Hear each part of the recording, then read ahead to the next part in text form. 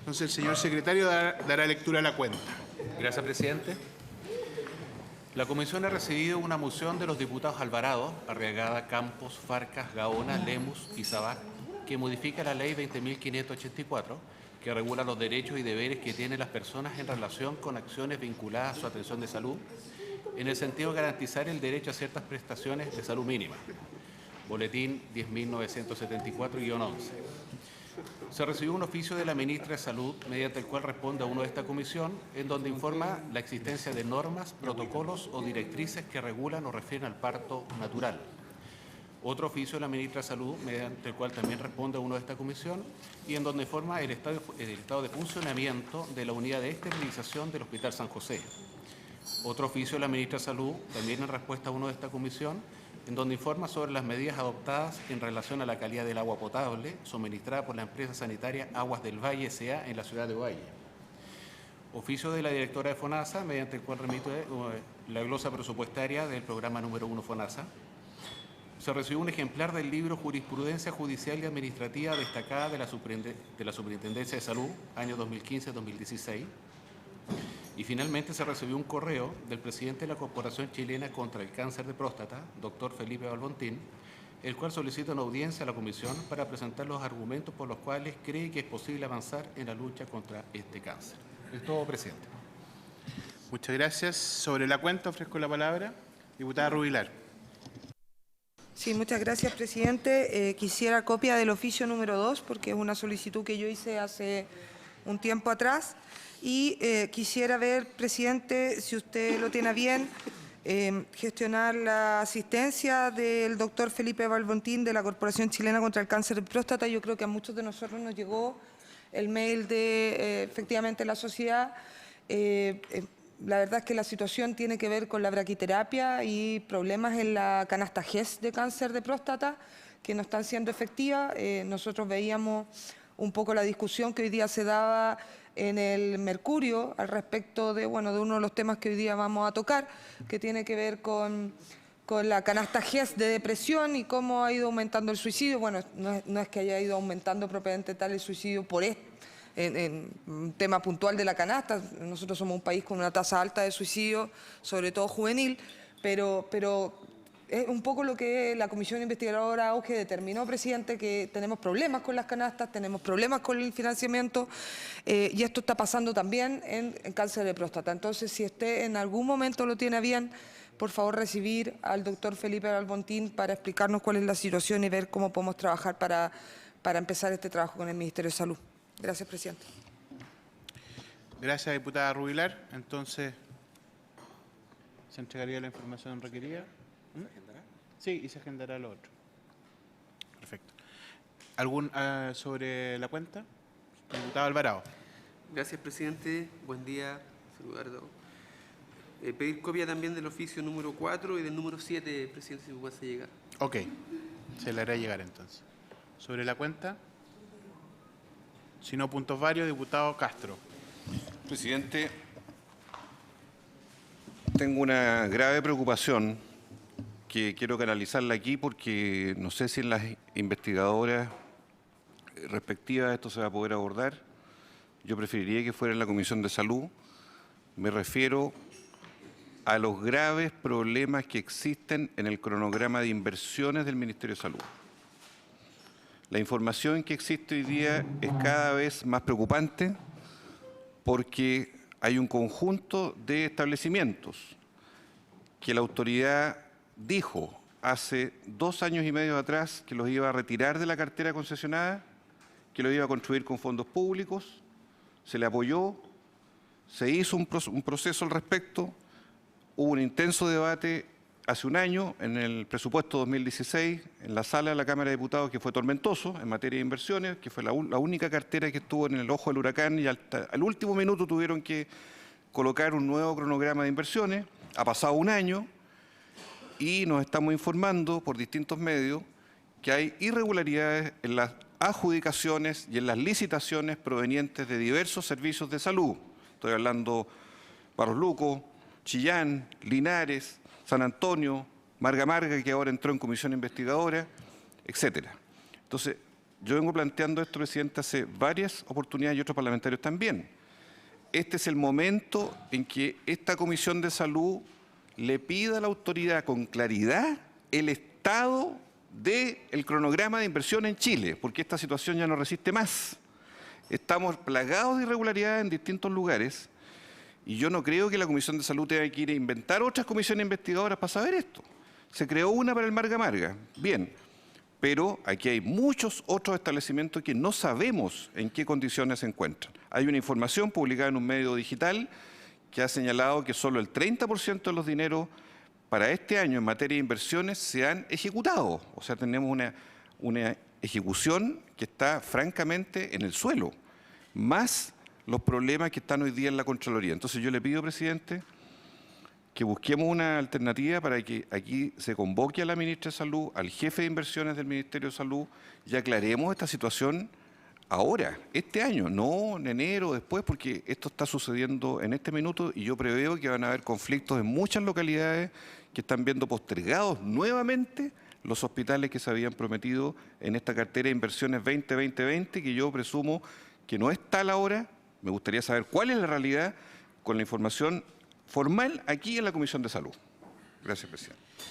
Gracias, diputado Castro. Solo aclarar dos cosas. Primero, la Comisión Dureste este año ya recibió al Ministerio para poder recibir la información del estado de avance, no solo de los hospitales, sino que también de los centros de salud familiar, y tuvimos una sesión respecto del punto, lo que no implica que podamos llegar a tener otra. Sin embargo, dentro de las definiciones de comisión investigadora también en algún momento conversamos la posibilidad de que las mismas comisiones investigadoras permitieran despejar el trabajo legislativo de esta comisión, porque si vamos a hacer comisión legislativa, comisión investigadora y además comisiones investigadoras aparte que van a tratar el mismo tema, puesto que la que se aprobó hace algunos días atrás, entiendo, no solamente es del Hospital Marga Marga, sino que de toda la inversión y de la infraestructura hospitalaria, con especial énfasis en el Marga Marga. Entonces, si fuera así, yo preferiría que la investigadora lo viera.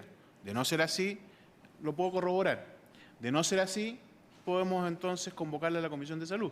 Pero lo que yo intento es no duplicar los esfuerzos y con esa duplicidad de esfuerzos tampoco limitar el trabajo legislativo de la Comisión, que harta dificultad ha tenido respecto al tema. ¿Les parece que en virtud de lo que diga el mandato de esa comisión definamos? ¿Les parece? Sí. Diputada Rubilar me había pedido y diputado Boom. Sí. Sobre el punto, presidente, yo comparto plenamente lo manifestado por el diputado Castro en la preocupación. La verdad es que la necesidad de ser una investigadora, con toda sinceridad, presidente, tiene que ver con, más allá de Marga Marga, como usted bien lo dice, pero tiene que ver con que acá a la Comisión de Salud nos han venido a decir siempre que todo está bien, que no hay un minuto de atraso, que está todo estupendo, y la verdad es que no es así. O sea, tanto así que no tenemos toma de razón ni de Linares, ni de Marga Marga, ni del biprovincial Petorca Quillota, ni del Hospital Sotero del Río. Es decir, todos los hospitales sacados de concesión tienen graves problemas. Esa es la realidad y aquí nos dicen que está todo bien.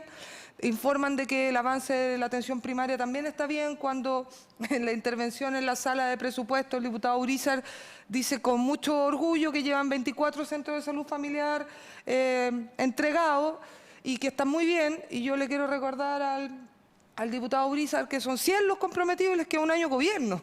Entonces, los números no calzan con que estén tan bien las cosas. Entonces, yo creo que, y compartiendo con el diputado Castro, necesitamos que sea una investigadora para que estén obligados a entregarnos la información real por su intermedio, presidente, porque la verdad es que aquí esta comisión ha hecho esfuerzo importante por transparentar cuál es la realidad. Incluso se ha invitado al Ejecutivo a bajar las expectativas para que el golpe no sea tan fuerte, y la verdad es que siguen manteniendo que van a cumplir una promesa que es imposible de cumplir, digamos, si esa es la realidad. Entonces, es más, este 30% de ejecución al último trimestre, ya estamos en noviembre, tiene que ver, presidente, y acuérdese que bajó un 30% los recursos de inversión en el presupuesto este año, y a pesar de todo eso, siguen con el mismo porcentaje de ejecución presupuestaria que el año pasado.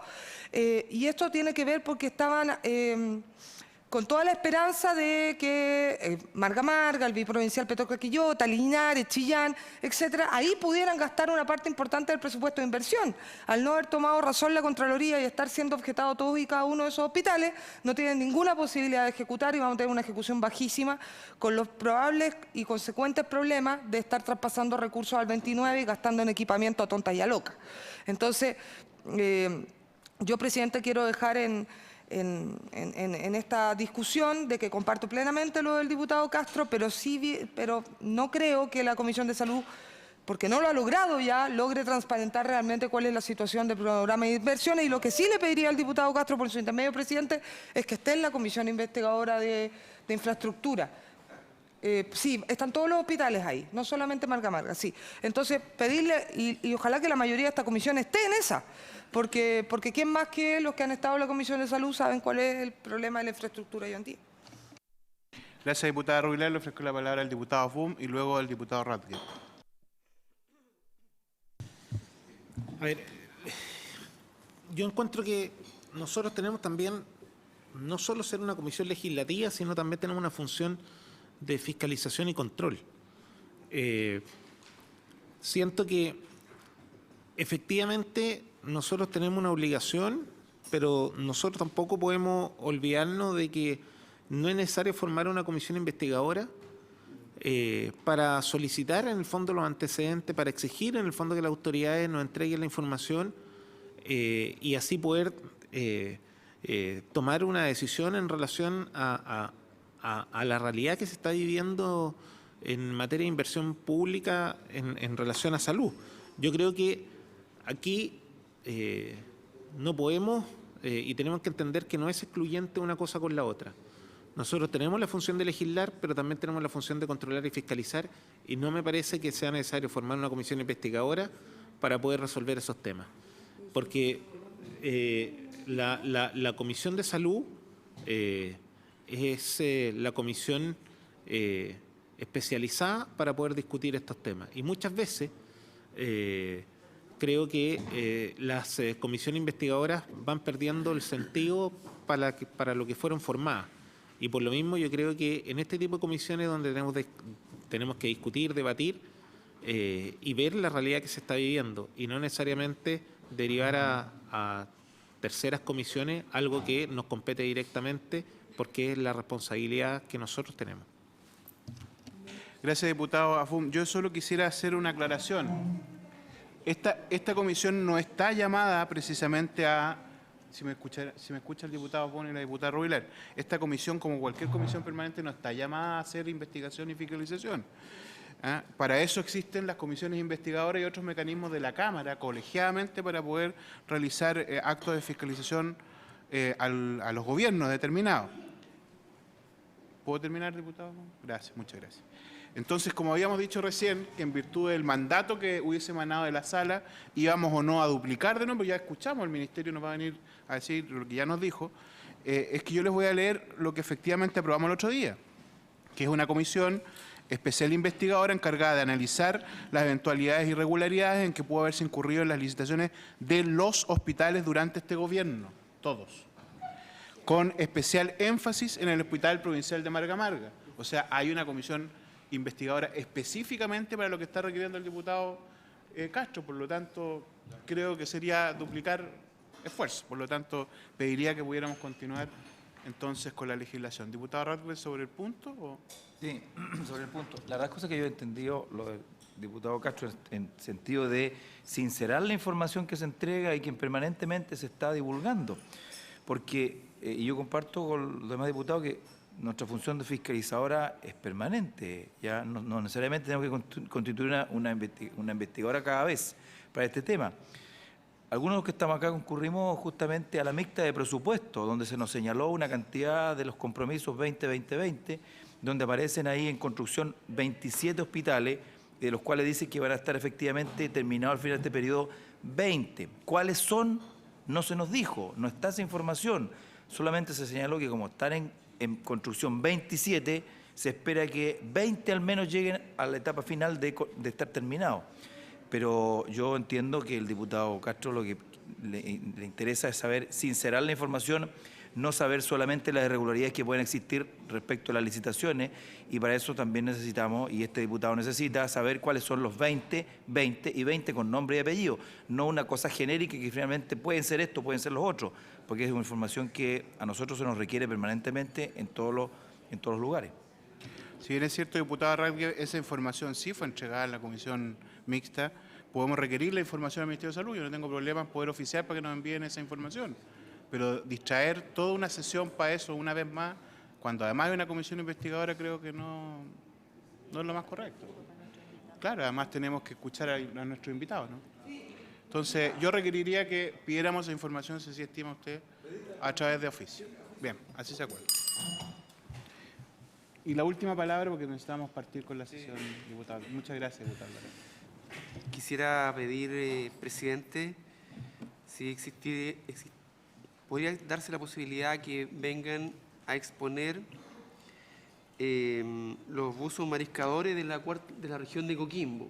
Yo he pedido varios oficios ya a través de la Cámara y de esta misma comisión por la situación que pasa en los casos de descompresión y de muerte que tenemos. Hemos tenido 2 muertes ya, el fin de semana otra muerte, en una región que el fuerte de ello es trabajar en estas áreas.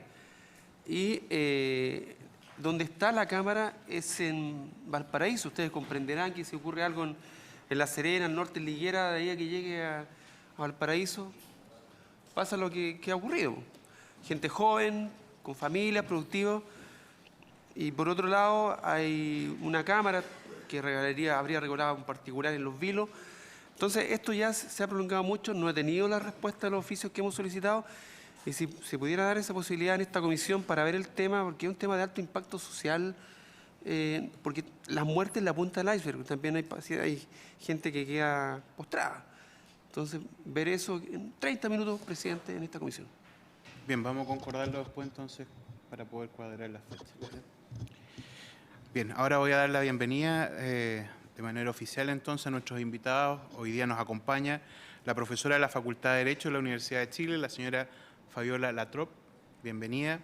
Profesor asociado de Psiquiatría de la Universidad Católica de Chile, subdirector de Especialidades Médicas, señor Matías González, bienvenido. Y el profesor asociado de Psiquiatría de la Pontificia Universidad Católica de Chile, señor Jorge Calderón, bienvenido. La idea es que hoy podamos continuar entonces con el estudio de las mociones refundidas, boletín 10.563-11 y 10.755-11, que tratan sobre proyectos que apuntan al reconocimiento y protección de derechos fundamentales de las personas con enfermedad o discapacidad mental. Por lo tanto, vamos a ofrecer en primer lugar la palabra a la señora Fabiola Latrop y luego entiendo que de los dos habla Matías, ¿sí? Y luego complementa también cualquier cosa Jorge. Bien. Señora Fabiola, le ofrezco entonces la palabra. Muchísimas gracias. Buenos días. En primer lugar, deseo señalar que las observaciones que voy a formular el día de hoy las realizo en el marco de mi participación como investigadora en un proyecto de incidencia legislativa en materia de salud mental y discapacidad intelectual, desarrollado al alero del convenio de cooperación entre el Centro de Sistemas Públicos de la Universidad de Chile y la Fundación Isabel Aninat Echazarreta. Este convenio tiene como objeto el desarrollo de diversas acciones orientadas a la inclusión, fomento y defensa de los derechos de las personas con discapacidad intelectual, para lo cual existen 3 áreas de trabajo: de institucionalidad y legislación específica en materia de discapacidad intelectual, desarrollo de propuestas de política pública dirigida a este grupo, a fin de garantizar su efectiva inclusión social, y por último, en la formación de capital humano especializado para el apoyo y cuidado de personas con discapacidad intelectual. Yo voy a dejar mi minuta, la cual es un poquito más extensa de lo que voy a exponer ahora. Fundamentalmente ella contiene un paralelo entre ambos proyectos, una valoración general de las 2 iniciativas, el tratamiento, una aproximación al tratamiento de la internación que efectúan, y finalmente algunas sugerencias sobre aspectos que están ausentes o que son perfectibles. Y también hay algunas cuestiones de detalle sobre técnica legislativa menores que me parece que las puedo dejar por escrito. Bueno, en primer lugar, en cuanto al contexto legislativo nacional en que se presentan estas mociones y los estándares internacionales, señalar que ambos proyectos colaboran decididamente en la adecuación de nuestra normativa a los estándares internacionales de derechos humanos en materia de salud mental. Ambos proyectos definen conceptos asociados a ella, regulando el consentimiento informado, promoviendo la atención de carácter interdisciplinario y abordando el tratamiento de los pacientes con, y voy a aquí utilizar los mismos conceptos de los proyectos, trastornos mentales, enfermedad mental o discapacidad mental. Sin embargo, el proyecto del diputado Espejo avanza en un específico aspecto de la protección de los derechos humanos de estas personas. Esto es, de su derecho a la libertad personal, seguridad individual, integridad física y psíquica y a la protección contra la tortura y otros tratos crueles, inhumanos o degradantes. Digo esto porque el proyecto se centra en aspectos de la internación de las personas que el proyecto denomina con enfermedad mental o discapacidad mental. Esta opción legislativa, a mi juicio, la de centrarse en este específico aspecto, es adecuada en consideración a la urgencia que ella presenta. Abordar en términos generales la protección jurídica de la salud mental y de la discapacidad intelectual constituye un desafío que el Estado chileno debe asumir.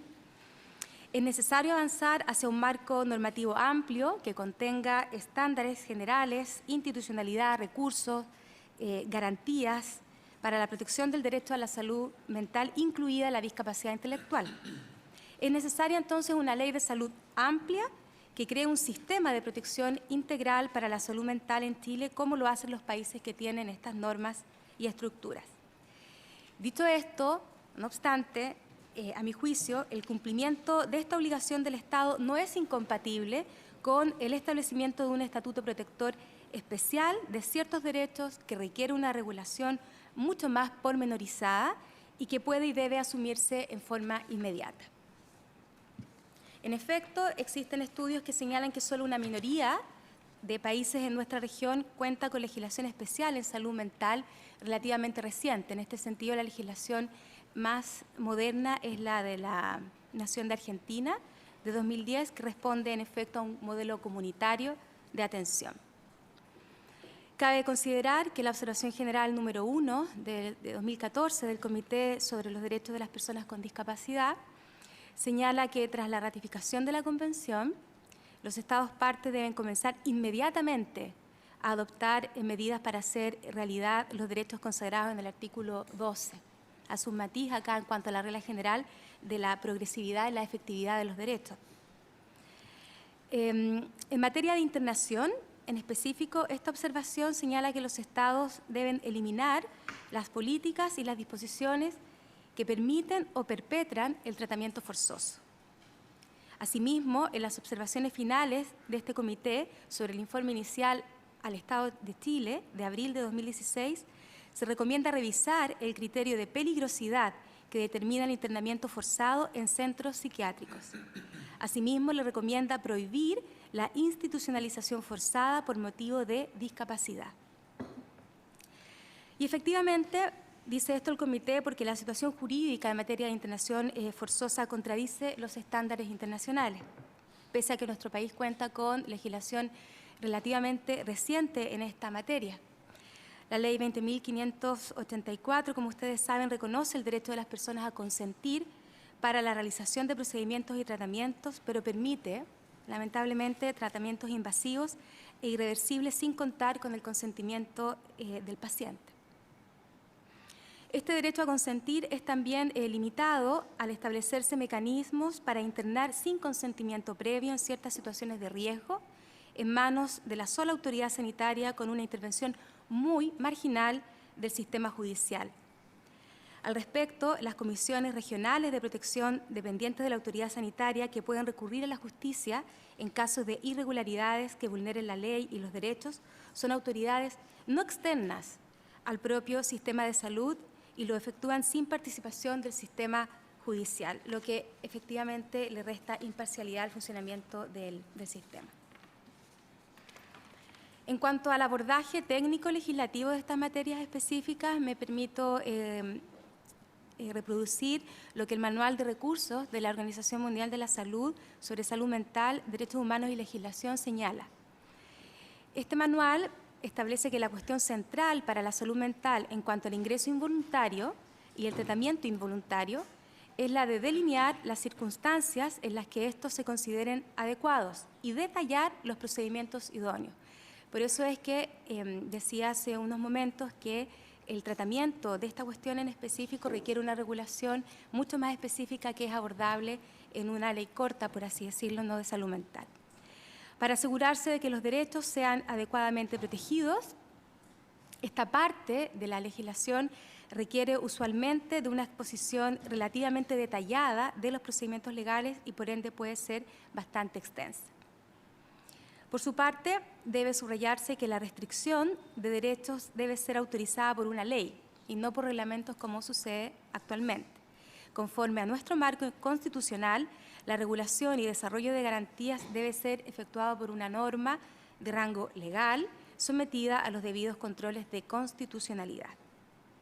Finalmente, para terminar esta parte, señores diputados y diputadas, las directrices sobre el artículo 14 de la Convención, artículo que se refiere al derecho a la libertad y la seguridad de las personas con discapacidad, que fueron adoptadas muy recientemente en el 2015 por el mismo comité, aseguran el derecho de estas personas privadas ilegal o arbitrariamente de su libertad a acceder a la justicia y obtener la debida reparación. El comité hace suyas otras directrices de Naciones Unidas en la materia que garantizan que las personas con discapacidades psicosociales deben tener la oportunidad de acudir a un órgano judicial y a que les sea proporcionada la ayuda necesaria para ello, en vez de ser declarada lisa y llanamente como persona incompetente. Además, estas directrices agregan que los programas de asistencia no deben centrarse en la provisión de servicios y tratamientos de salud mental, sino en servicios comunitarios de libre acceso. Dicho esto, entraré entonces al segundo punto, que es la regulación de la internación específicamente en los proyectos. Como he dicho, el proyecto del diputado Espejo se centra en la internación de las personas con enfermedad o discapacidad mental.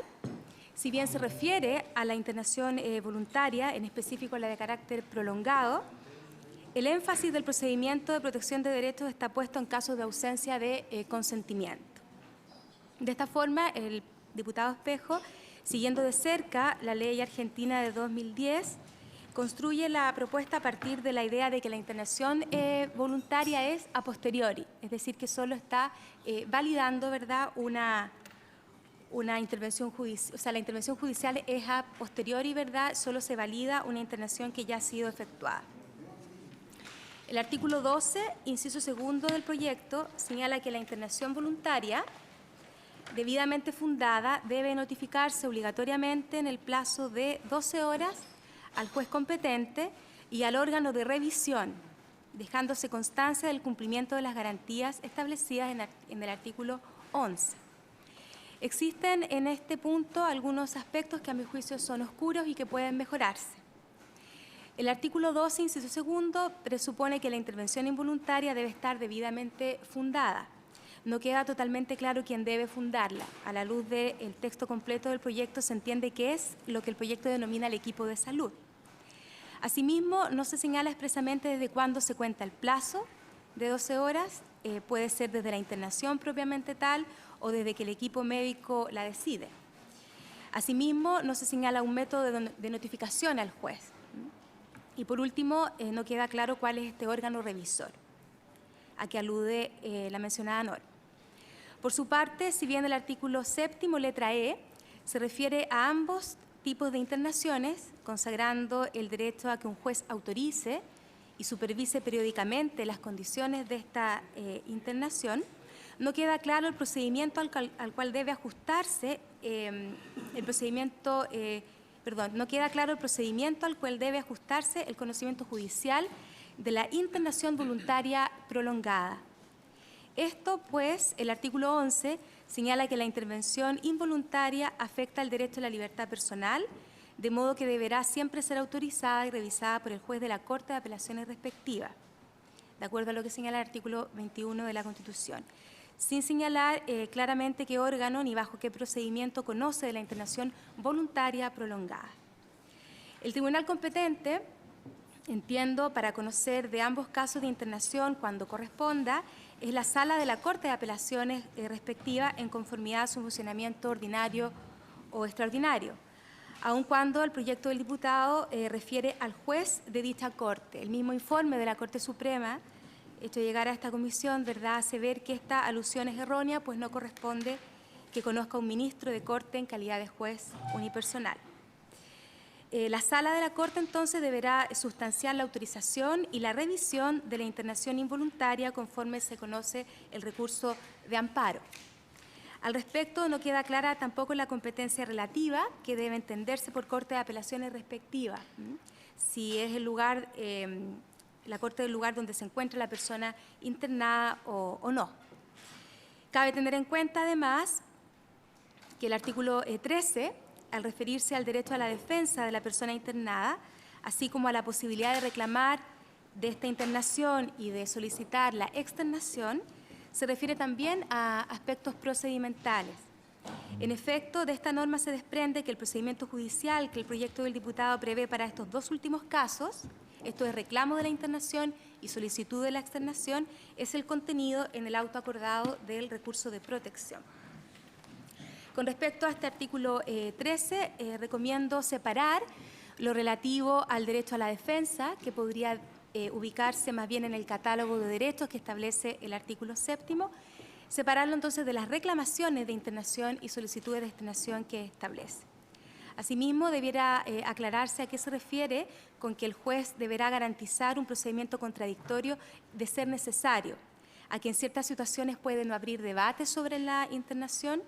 ¿Cómo se concilia esta frase con el procedimiento de la acción de protección, a que también alude? En cuanto a la internación involuntaria, conforme al artículo 11, ella solo procederá, dice el proyecto, cuando no sea posible un tratamiento ambulatorio y exista una situación real de riesgo cierto e inminente para el paciente o para terceros. El proyecto agrega otros 3 elementos, ¿no? El dictamen profesional, la ausencia de otra alternativa eficaz y el informe acerca de las instancias previas, si las hubiera. Yo entiendo que las condiciones, entonces, para que pueda realizarse la internación involuntaria son las siguientes. En primer lugar, que no sea posible un tratamiento ambulatorio. En segundo lugar, que exista una situación real de riesgo e inminente para el paciente o para tercero, que exista un dictamen profesional de servicio asistencial y, por último, ausencia de otra alternativa eficaz para el tratamiento del paciente o la protección de terceros. Con respecto a esto, cabe agregar que si bien no lo dice claramente el proyecto, la situación, ¿verdad?, de riesgo cierto e inminente debe ser valorada por el equipo de salud en concordancia con el artículo 12 al que ya me referí. Pues bien, acá, ¿cuál es la propuesta? Para intensificar la protección de los derechos de estas personas, estimamos que podrían agregarse algunas condiciones que pueden desprenderse del espíritu mismo del proyecto, pero que conviene enumerar, listar, ¿verdad?, conjuntamente. Que no exista otro medio, en primer lugar, menos restrictivo para suministrar los cuidados apropiados. Que la internación tenga una finalidad exclusivamente terapéutica y que sea por el menor tiempo posible. Prosiguiendo con el análisis de la internación, los artículos 14 y 15 del proyecto se refieren a la internación voluntaria prolongada. El artículo 14 obliga a que el juez evalúe si la internación voluntaria lo sigue siendo cuando ella se prolonga por más de 60 días. Y en caso de que sea involuntaria, deben cumplirse los requisitos y garantías a que ya me referí. El artículo 14 hace referencia a un plazo de 5 días desde que el juez toma conocimiento, pero no queda claro de qué toma conocimiento. Aquí convendría explicitar si es de la notificación de la comisión o de la situación en que se encuentra la persona internada. Y por último, además, aclarar cuándo debe notificar la comisión al juez. Por último, en cuanto a la externación regulada en el artículo 15, se señala que el equipo de salud o la Comisión Nacional de Protección de los Derechos de las Personas con Enfermedades Mentales deberán externar a la persona o transformar la internación apenas cese la situación de riesgo cierto e inminente. Al respecto, uno podría preguntarse qué ocurriría si no existe acuerdo entre ellos. se optará por la que restrinja menos la libertad del paciente. ¿Quién lo va a decidir? ¿La autoridad administrativa o el juez? Finalmente, el otro punto que quería comentar es el relativo a algunos aspectos que están ausentes en esta iniciativa, en ambas iniciativas, que si bien, como decía, es focalizada en algunos puntos, podría perfectamente armonizarse con aquello que voy a proponer ahora. Y además referirme a algunos aspectos que son perfectibles del proyecto.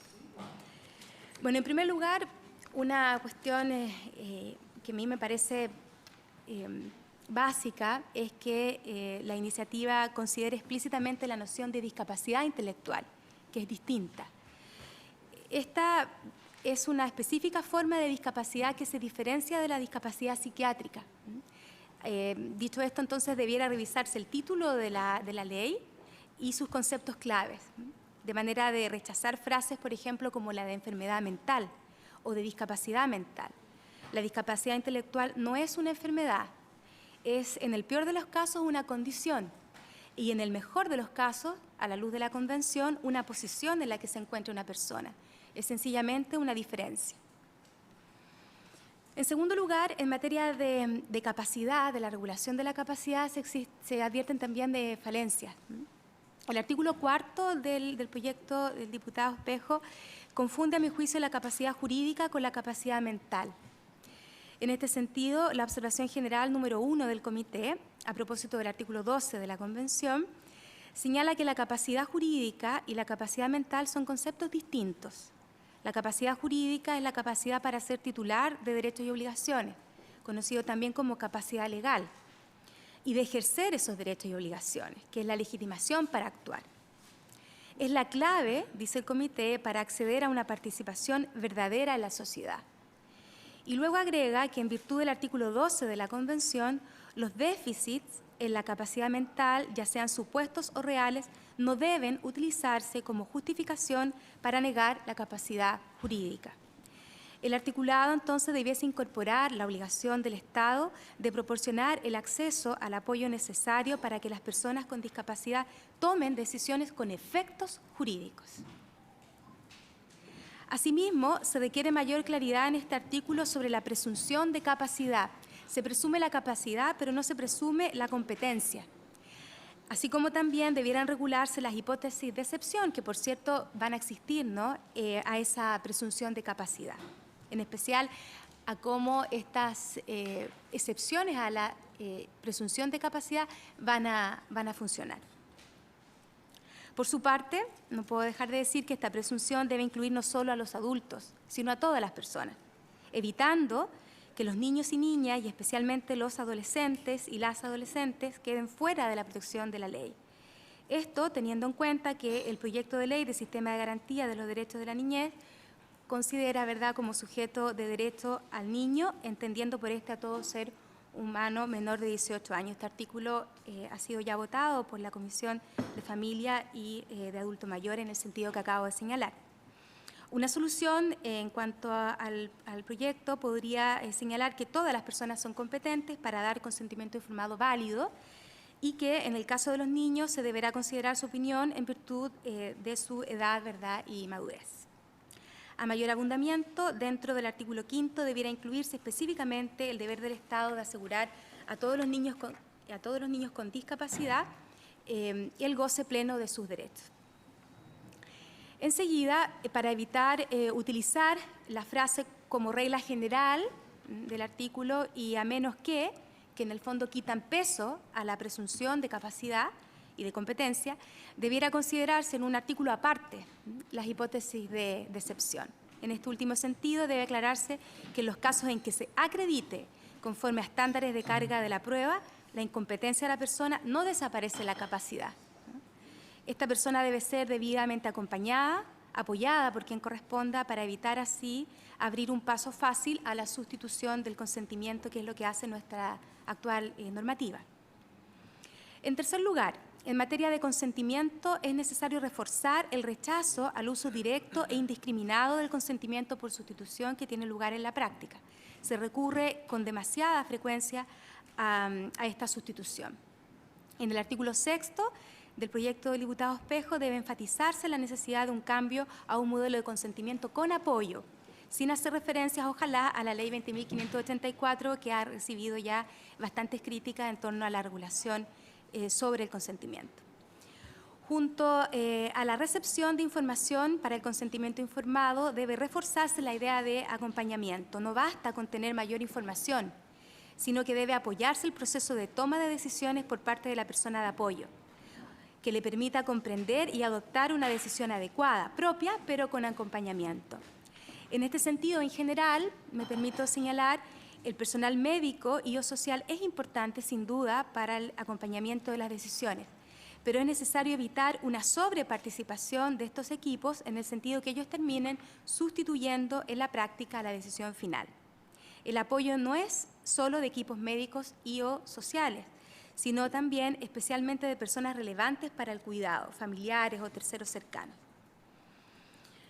En cuarto lugar, debe reforzarse la protección del derecho a la libertad personal de estas personas con discapacidad intelectual a través de un reconocimiento claro y expreso, así como una mayor precisión de las condiciones para privar de libertad y de las condiciones que deben darse mientras esta privación tenga lugar. En quinto lugar, podría estudiarse la posibilidad de regular la situación de los llamados pacientes que no protestan, es decir, pacientes que debido a su estatus de salud mental no están en condiciones de prestar su consentimiento para el tratamiento o para el ingreso a un centro de cuidado, pero que no rechazan derechamente las intervenciones de salud mental. Por último, cabe preguntarse si el juez por sí mismo puede ordenar la internación de una persona, por ejemplo, ¿verdad?, si se le negara la cobertura por parte del establecimiento.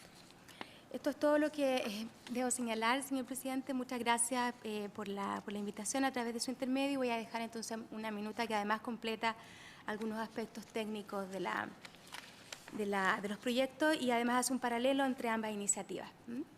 Buenos días. Ok, muchas gracias por su presentación. Vamos a... Es bueno tener una mirada laica en este proyecto nacido desde la Católica. Bien, voy a dejar con la palabra ahora al profesor de Psiquiatría de la Universidad Católica, al doctor... formado en la Chile. Muy bien. Al doctor Matías González, entonces, para que pueda... ¿Tiene una presentación? Sí, claro. Podemos a lo mejor hacer el intercambio. Esto es un poco complejo, discúlpenos, diputado.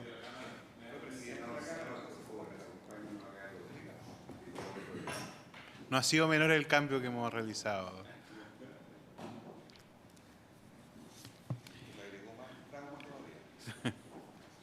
Eso es lo que es más complejo aún. Bien, le ofrezco la palabra entonces. Señor presidente de la Cámara, señor presidente de la Comisión, señoras y señores diputados, primero que nada, muchas gracias por esta invitación. Estamos realmente... Lo intentaremos, señor diputado.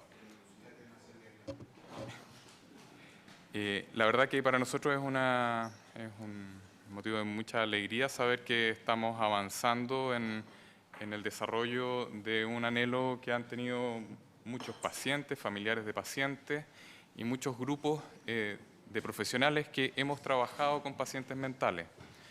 Uno de estos grupos, y que represento en este caso, somos un grupo de profesores de la Universidad Católica, profesores de salud pública, de psicología, de la Escuela de Derecho, que desde hace ya largos años hemos estado trabajando en el desarrollo de un marco constitutivo de lo que nosotros consideramos que son las bases de lo que debería incluir una ley de salud mental, y esto ha significado que hemos generado un documento que le hemos hecho llegar a las sociedades científicas, al Ministerio de Salud, a algunos diputados, y creo que sería interesante que ustedes pudieran conocer un resumen de esto que está también conversando con ambos proyectos de ley que han presentado la diputada Hernando y el diputado Espejo. Si me permite, diputado, tengo una pequeña presentación.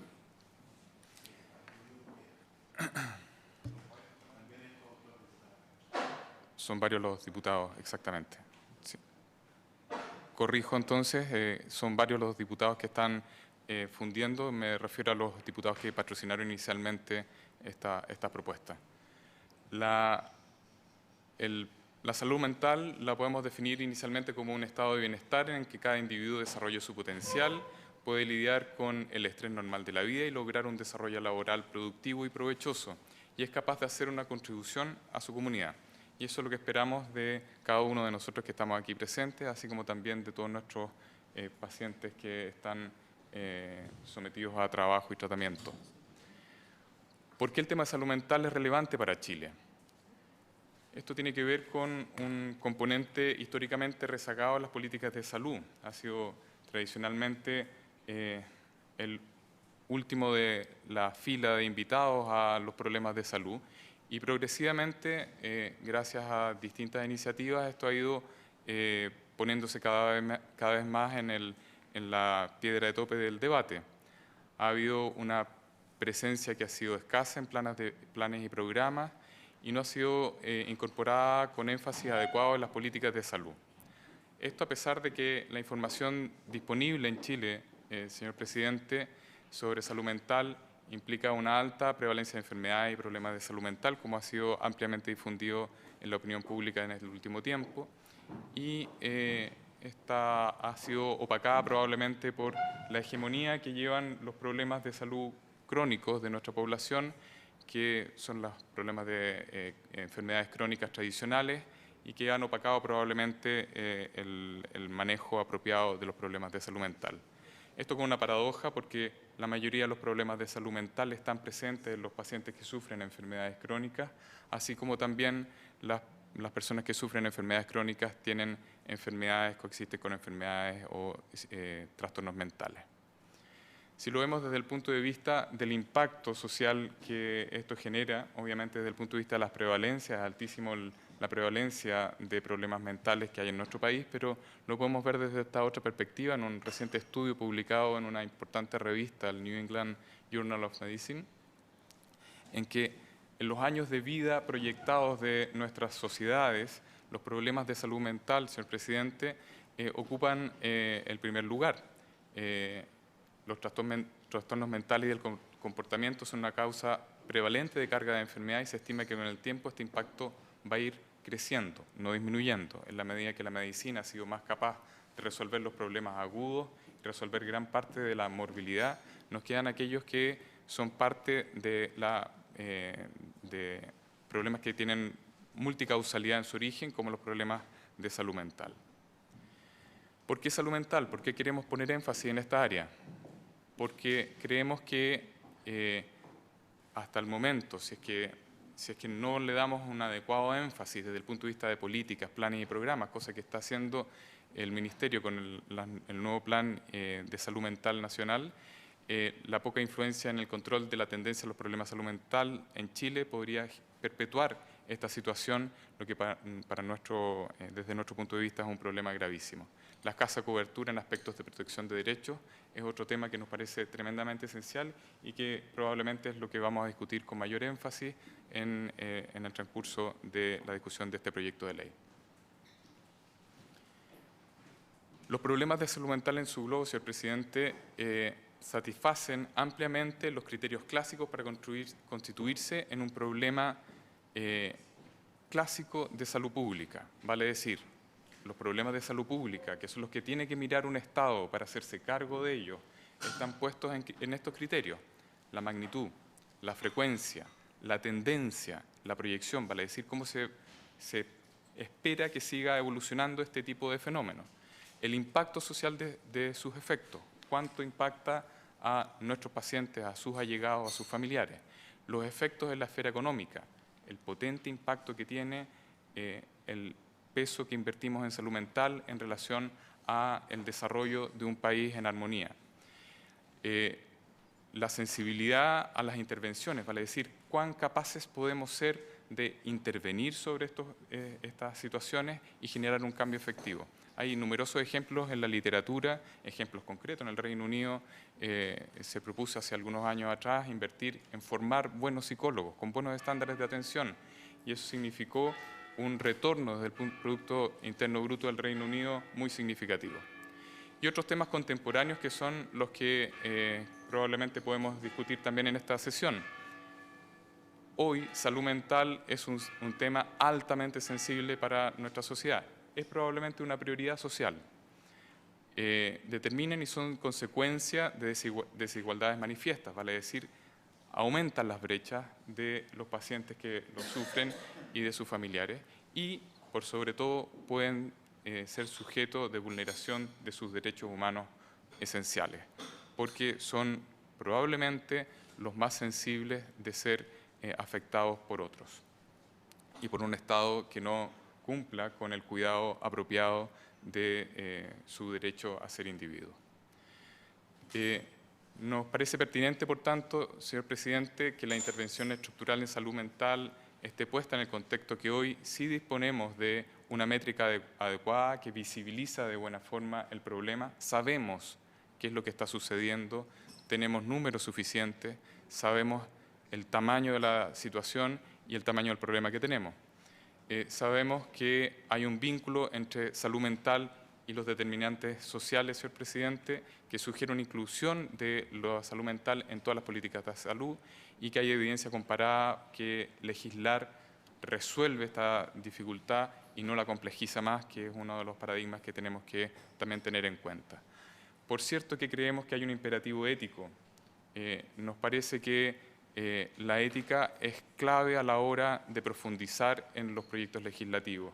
La legislación nos ampara en un resguardo de los que no pueden preservar aquellos derechos que les son básicos.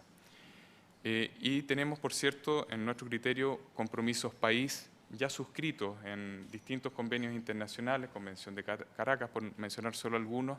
Por lo tanto, tenemos un retraso en esta área, tenemos palabra empeñada y creemos que es importante que aceleremos el paso para que la credibilidad país esté realmente dando un sustento de lo que hemos empeñado anteriormente. En esto nosotros hemos planteado algunos marcos regulatorios, marcos, ideas, fuerzas centrales que nos parecen centrales y se las quisiera compartir. Lo primero que planteamos siempre, y en esto hay amplio consenso en las distintas, tanto probablemente el Ministerio de Salud como las sociedades científicas, en relación a que siempre debemos ocupar la alternativa menos restrictiva para nuestros pacientes. Nos parece imprescindible que cualquier acción que se tome en relación a esta gente que está obviamente vulnerada de sus capacidades para tomar, para poder hacerse cargo de su propio devenir, tiene que ser lo menos restrictiva. En ese sentido, propender a utilizar tratamientos ambulatorios, insertos en la comunidad, nos parece la primera estrategia que siempre debemos poner en el marco conceptual de cualquier proyecto de ley.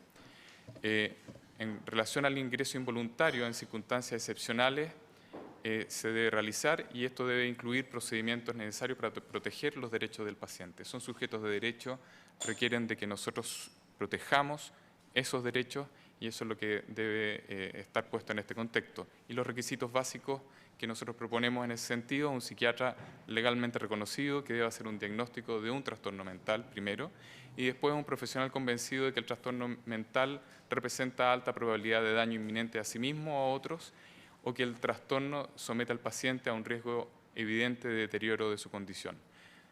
Queremos que esto esté estandarizado, que no sea cualquier cosa, señor presidente, sino que podamos realmente enfocarnos en aquellos que realmente requieren un proceso de internación involuntaria. Creemos que otro punto tremendamente relevante es la confidencialidad. Fíjese que usted, señor presidente, que en distintos hospitales, todos los que somos médicos acá podrán dar fe de esto, hablamos del paciente suicida, del paciente alcohólico, del paciente bipolar, del paciente esquizofrénico. Y eso tiene un estigma que es un peso tremendamente importante para nuestros pacientes y los deja aún más marginados del acceso a buena salud. Si usted o cualquiera de nosotros sufre una enfermedad mental y va al servicio de urgencia, va a ser peor atendido, no porque seamos malas personas los equipos de salud, sino porque evidentemente hay un estigma que va a estar perjudicando esta atención. Por eso nos parece tremendamente relevante el tema de la confidencialidad. toda la información y los registros médicos que tengan relación con el paciente serán debidamente resguardados. Prevenir la divulgación, la evaluación o la transmisión de esta información sin el consentimiento del paciente o de su representante legal no ha lugar, señor presidente. La divulgación solo en circunstancias muy excepcionales y bien definidas. En cuanto al consentimiento válido, nosotros consideramos, señor presidente, que el consentimiento debe ser informado y válido. Esta es la piedra angular del tratamiento de los trastornos mentales y debe ser incorporado en la legislación de salud mental. ¿Qué criterios proponemos nosotros en este respecto? Y están incluidos en estos proyectos que se están presentando. Un paciente competente y capaz de otorgar el consentimiento obtenido libremente, sin amenazas o coerción, la información entregada apropiada en relación a las características del tratamiento, sus beneficios, métodos, duración y propósito, efectos secundarios, dolor y molestias. Nuestros pacientes deben estar informados de lo que les está sucediendo y cuáles las posibilidades que tienen de mejoría o de dificultades en relación a cualquier tratamiento. El paciente debe conocer las posibles otras alternativas de tratamiento, especialmente aquellas menos intrusivas, considerando la evidencia científica. La medicina está avanzando fuertemente a moverse en relación a hechos probados. Si no es así, estamos haciendo una mala práctica en la medicina. Nosotros consideramos que nuestros pacientes mentales tienen que tener acceso también a la mejor medicina, a la mejor evidencia posible. Proponemos también la entrega de información comprensible para el paciente, aterrizar lo que estamos diciendo los equipos de salud a nuestros pacientes y sus familiares para que puedan realmente consensuar lo que estamos diciendo y dar un consentimiento que sea informado y válido. El derecho del paciente a rechazar o detener el tratamiento en cualquier momento. Eso significa que un paciente puede dejar de estar de acuerdo con lo que se le está dando como tratamiento y puede requerir el cambio de tratamiento. Las consecuencias de esta acción deben quedar claramente establecidas y registradas. Y ciertamente los menores de edad requieren de provisiones específicas, que es algo que estaba hablando la profesora de la Universidad de Chile recientemente. El cuarto punto es el ingreso y tratamiento voluntario e involuntario. La ley debe promover que en circunstancias en que se requiere de una hospitalización psiquiátrica, esta sea voluntaria. Queremos propender a esto, creo que ese es un articulado que nos parece importante y queremos avanzar en que la persuasión y la relación médico-paciente y la relación de los equipos de salud dé cuenta de un proceso en el cual los pacientes y sus allegados estén convencidos fehacientemente de la importancia de cualquier procedimiento y no el equipo de salud tome una decisión aislada de los familiares o de los pacientes. Solo en circunstancias excepcionales la ley permitirá el ingreso involuntario. Él o los profesionales autorizados y validados por la ley objetiva un trastorno mental según estándares internacionales. Evidencia, señor presidente. Necesitamos que esto esté amparado en criterios técnicos específicos. Hay un riesgo de daño a sí mismo y a otros o un deterioro inminente de la condición del paciente, eso también debe quedar especificado. Y la ley debe proveer procedimientos específicos para proteger los derechos de los pacientes, casos especiales como psicocirugía, señor presidente, y explicitación de efectos adversos a fármacos. Esto debe quedar también debidamente establecido. En cuanto a tratamientos involuntarios en la comunidad, proponemos modelos actuales de atención en salud mental que aumenten la demanda de atención en pacientes con trastornos mentales en la comunidad, un proceso de desinstitucionalización parcialmente exitoso hasta el momento, señor presidente, el cual nos ha planteado nuevos problemas que tienen que ver con la integración. La ley debe incorporar provisiones específicas para el tratamiento en la comunidad, en particular cuando se reviste la condición de involuntariedad. Proponemos, señor presidente, además, mecanismos periódicos de revisión. Nos parece que este es un estándar muy importante. Esto no se trata de que saquemos una foto y que nos quedemos tranquilos con esa foto, sino que podamos ver la consecución de la evolución de cada una de las situaciones y circunstancias que han significado, por ejemplo, la restricción de libertad. Recordemos que esta es la única situación en que alguien puede ser restringido de libertad, ¿sí? Que no esté amparada en el Código Penal, ciertamente, señor presidente.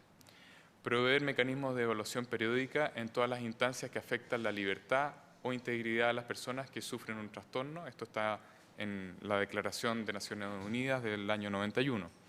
Revisiones a realizarse en intervalos razonables que den cuenta de la necesidad de verificar que se estén dando cumplimiento a las normativas y requerimientos de atención propuestos. evaluaciones realizadas por equipos multidisciplinarios, profesionales de salud mental, pero también del área legal y representantes de agrupaciones de familiares y pacientes.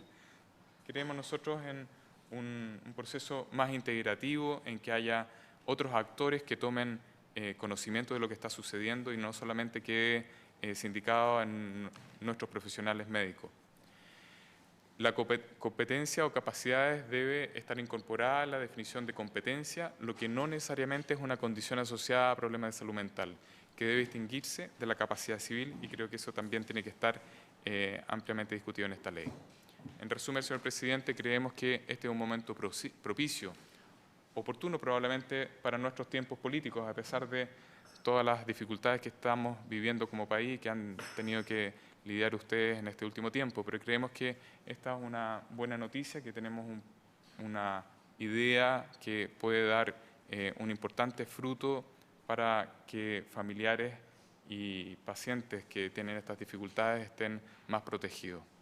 En este momento creemos también que hay un alineamiento de distintas fuerzas sociales y políticas, ciertamente, porque estamos hablando de un bien país y eso nos parece que nos da un gran respaldo y tranquilidad en el sentido de que estamos todos trabajando por el bien de nuestros conciudadanos. Es central, creemos, que resolvamos la área de más vulnerabilidad, y esta ciertamente es una área de alta vulnerabilidad. Contribuiría, por cierto, a abogar exitosamente por, a futuro, por qué no decirlo, mayor presupuesto para nuestra área.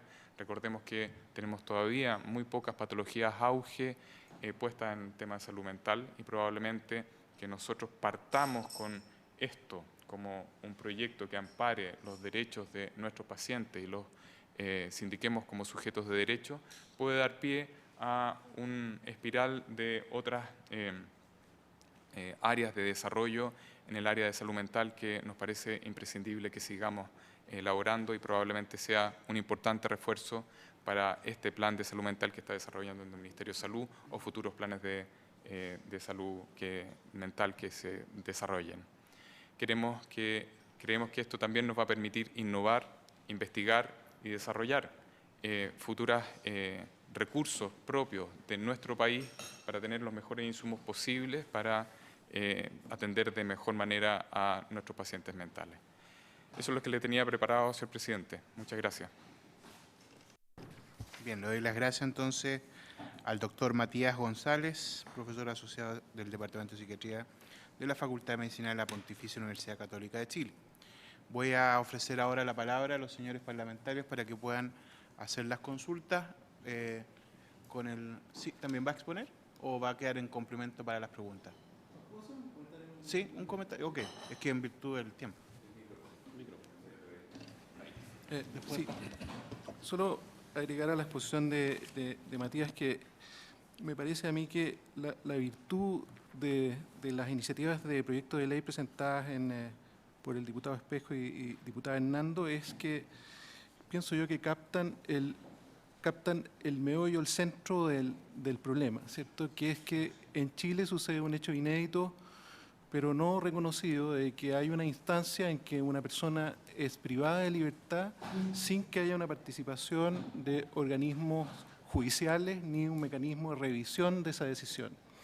Y yo pienso que mientras no partamos por resolver ese problema, es difícil construir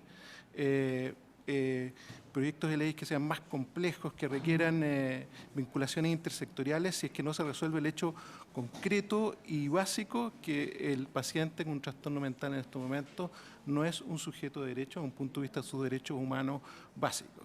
Y creo que los proyectos de ley captan ese elemento central que permite avanzar quizás en forma más expedita en resolver ese problema que parece realmente muy básico. Eso es lo que quería agregar. Muchísimas gracias por entonces el complemento que acaba de hacer. Y ahora sí, al doctor Calderón. Ahora sí voy a ofrecer la palabra entonces a los parlamentarios. Me pidió en primer lugar el diputado Juan Luis Castro. Tiene la palabra, diputado.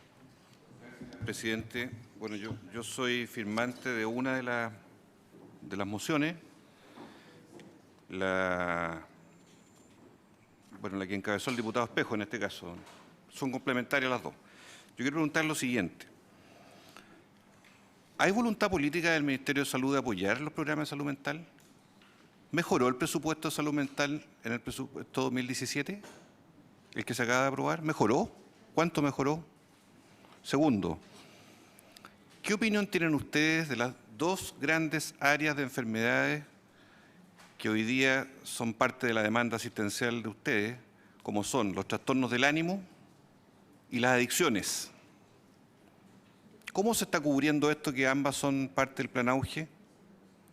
¿Están siendo hoy día suficientes los recursos humanos, hospitalarios, ambulatorios, los médicos generales que ven estas enfermedades?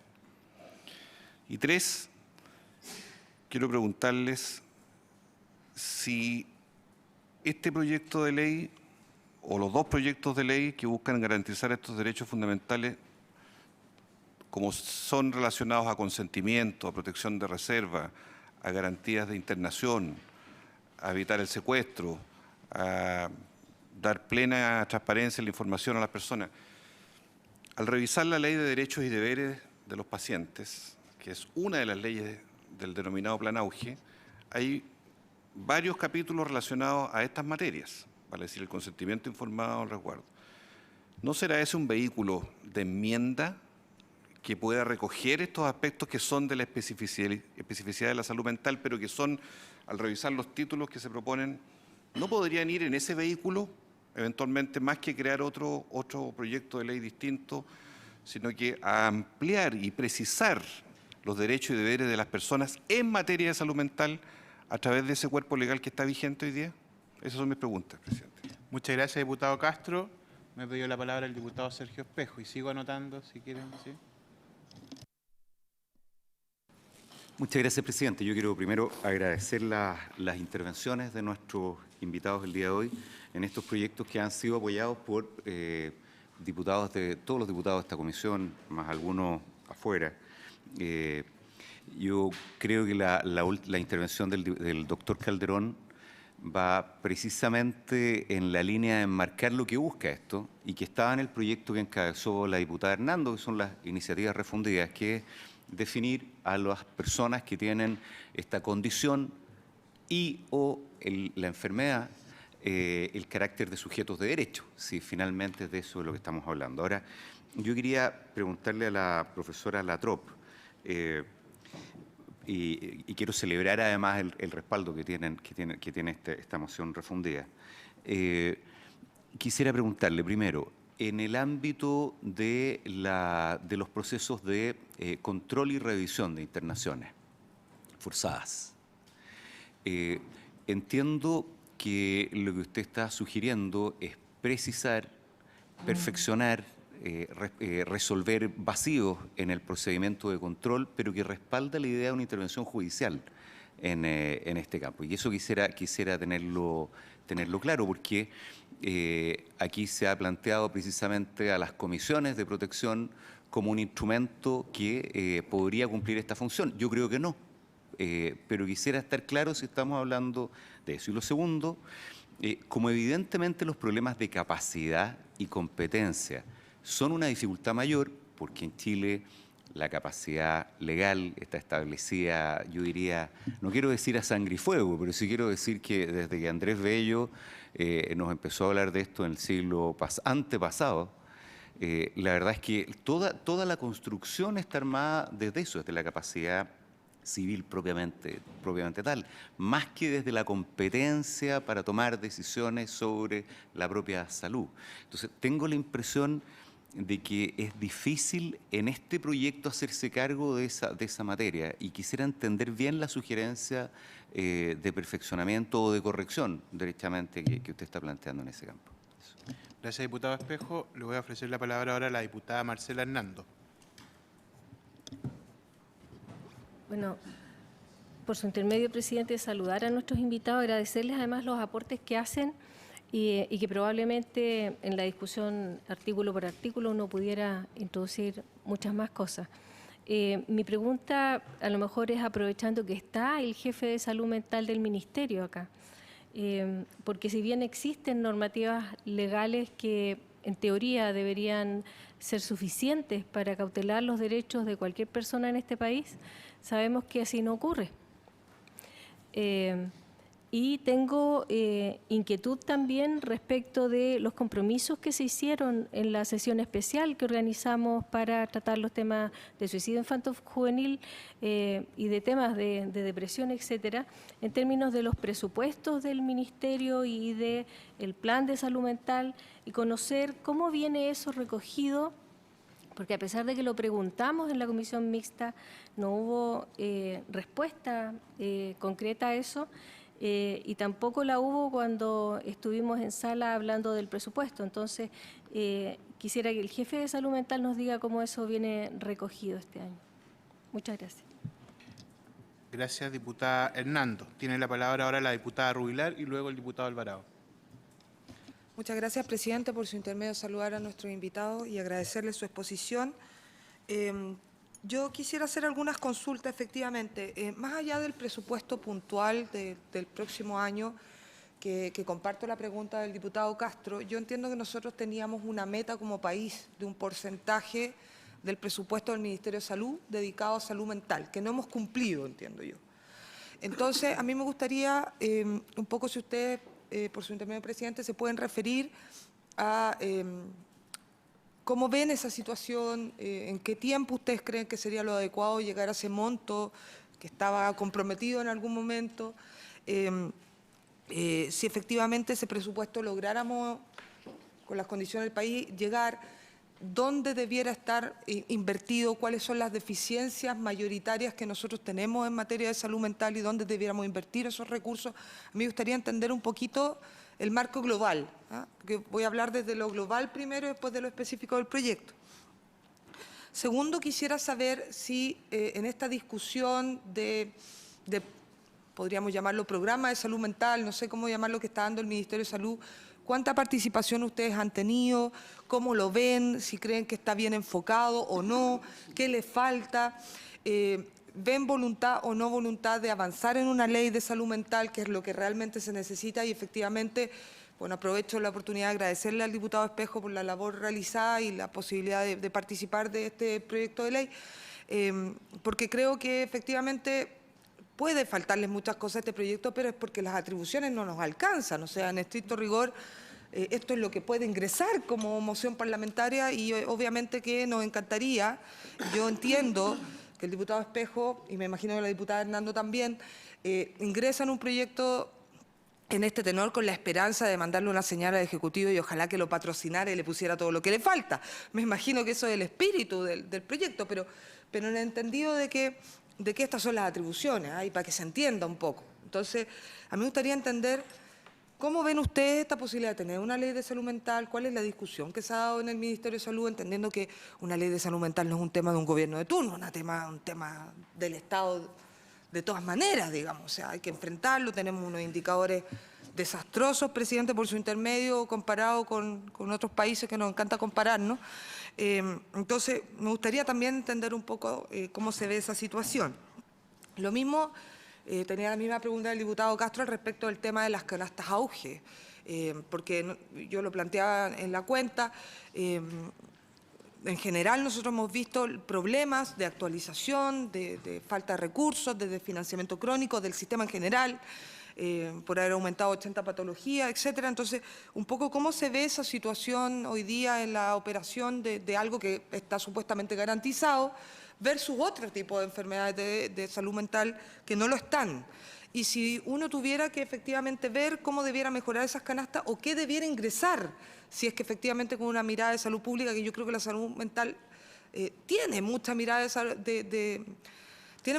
de salud pública, porque son tantos los años de vida perdidos que uno puede tener en pacientes que no tienen un tratamiento. Muchos de ellos responden bien a tratamiento cuando uno lo pesquisa temprano, etcétera. Es decir, hay un cambio sustancial cuando uno interviene a tiempo. Entonces, a mí me gustaría también entender eso. Me gustaría saber, por su intermedio, presidente, a la profesora de la Universidad de Chile, un poco la legislación comparada. ¿Qué es lo que existe en el mundo? Porque yo entiendo la pregunta que hace el diputado Juan Luis Castro al respecto de si esto muy específico y en particular, dada la legislación chilena de una ley de deber y derecho, no debería estar ahí. Pero también entiendo que lo que se busca en el espíritu de los proyectos de ley es dar la discusión de una ley de salud mental. que claro, tiene esta parte muy específica, pero la idea es poner el tapete que necesitamos. Entonces me gustaría conocer un poco cómo han bajado los países efectivamente la convención, qué legislación hacen, tienen una ley marco un poco similar a lo que estamos discutiendo ahora en la infancia, ¿cómo se baja efectivamente? ¿Cuál es la acción que tienen los estados? ¿O existen leyes de este tipo o leyes como la ley de deberes y derechos de los pacientes? Me gustaría entender un poquito la legislación comparada para que nosotros entendamos cómo debiéramos enfrentar de mejor manera, porque nos pasa mucho que hacemos efectivamente leyes que tal vez no calzan bien. Nos pasó un poco con la ley Ricarte Soto, que no conversó bien con la ley Auge. Entonces, para que demos esa discusión bien como corresponde, yo creo que usted, por su intermedio, presidente, nos podría guiar bien. Me interesa, si pudiera, por su intermedio, presidente, profundizar la profesora en el tema de la discapacidad intelectual. A mí me parece extremadamente relevante hacer la diferencia de lo que es la discapacidad intelectual y los impactos que finalmente tienen. Nosotros en un país como el nuestro, donde está bastante oculto, digamos, el tema de la discapacidad intelectual y se asocia claramente con ausencia de capacidades. Entonces, a mí me gustaría, si pudiera profundizar en ese punto que usted hizo la diferencia que debiera estar incluso dentro de la definición del proyecto. Me gustaría preguntarle, porque efectivamente usted dice que las excepciones deben estar en la ley y no en un decreto. Y eso lo discutimos largamente en la ley de marco de la infancia, digamos, que son las restricciones se hacen por leyes, ¿no es cierto? ¿De qué restricciones hablamos?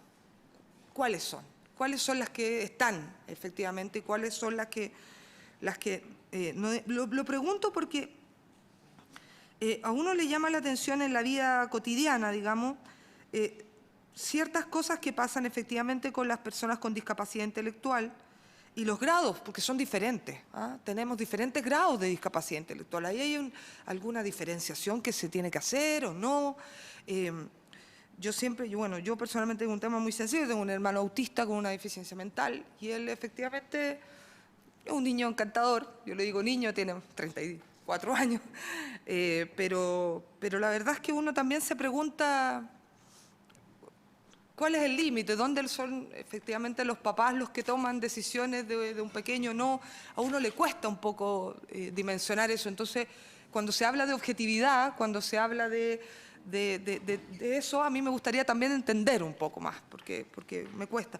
Lo mismo me pasa cuando ya no es, entre comillas, discapacidad mental o intelectual como lo conocemos en estos casos, sino que enfermedades de salud mental como Alzheimer o demencia en nuestros adultos mayores. También ahí, ¿quién toma las decisiones? ¿Cuándo efectivamente una persona con Alzheimer puede tomar la decisión, o podemos decir que voluntariamente tomó la decisión de entrar a un centro donde lo van a cuidar, considerando que muchas veces las familias que cuidan a estos adultos mayores se destruyen? O sea, si vamos a hablar las cosas como son, muchas veces es imposible sostener. Entonces, ¿dónde está esa delgada línea? Yo entiendo que están los especialistas ahí, los equipos, etcétera, pero también la doctora decía que el equipo de salud tampoco puede sustituir, ¿no es cierto?, y tomar la decisión. Ella decía en su intervención. Entonces, a mí necesito tratar de entender un poco esa delgada línea que para mí es difícil de asumirla. Entonces, si nos pueden ayudar los profesionales y la doctora en Derecho, sería ideal. Gracias, presidente. Gracias, diputada Rubilar. Antes de seguir, necesito tomar dos acuerdos. El primero, respecto a extender esta sesión, si no, no vamos a alcanzar a terminar las preguntas por 20 minutos más. ¿Habría acuerdo? Bien. Y el segundo acuerdo, para poder invitar en la próxima sesión que damos a este proyecto al Colegio Médico y al Colegio de Psicólogos de Chile. ¿Habría acuerdo?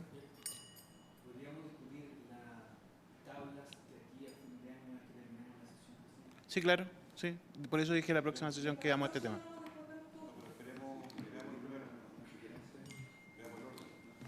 Una sugerencia de invitación, quizás para abordar el tema de la experiencia comparada.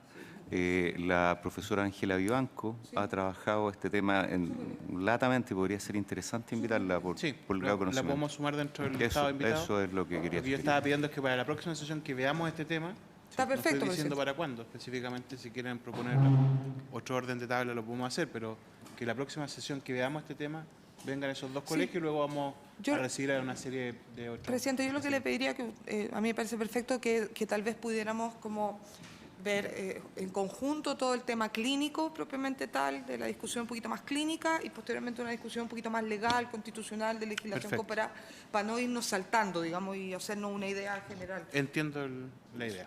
Bien, si se acuerdan. Diputado Alvarado, ¿sí? Si pudiera el Ejecutivo responder qué patrocinio le da a este proyecto, porque todavía no lo he escuchado. Pero yo al me Ejecutivo. falta una pregunta primero antes de que responda. Me falta una pregunta. Porque el Ejecutivo está ausente. ¿Quién es el Ejecutivo? Sí, diputado Castro. Sí, diputado ¿Quién es? Castro. Ya. Yo lo único, Muchas gracias, presidente. Yo lo único que pediría a los diputados es que seamos respetuosos respecto a la palabra de otros diputados, porque en este momento el diputado Alvarado la tiene. Por favor.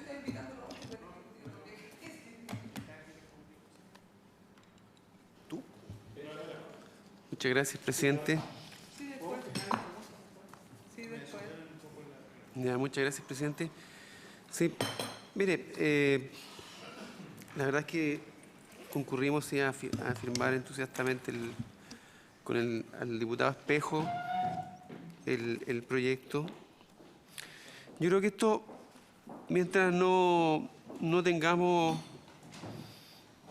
una coincidencia de lo que estamos viendo en el siglo XXI en materia de demográfica y epidemiológica, vamos a poder avanzar en algunos aspectos de los derechos, como está desde el año 2012 de la Ley de Derechos del Paciente, de la Ley 20.584, pero para darle un efectivo sentido a las iniciativas. ¿A qué me refiero? Que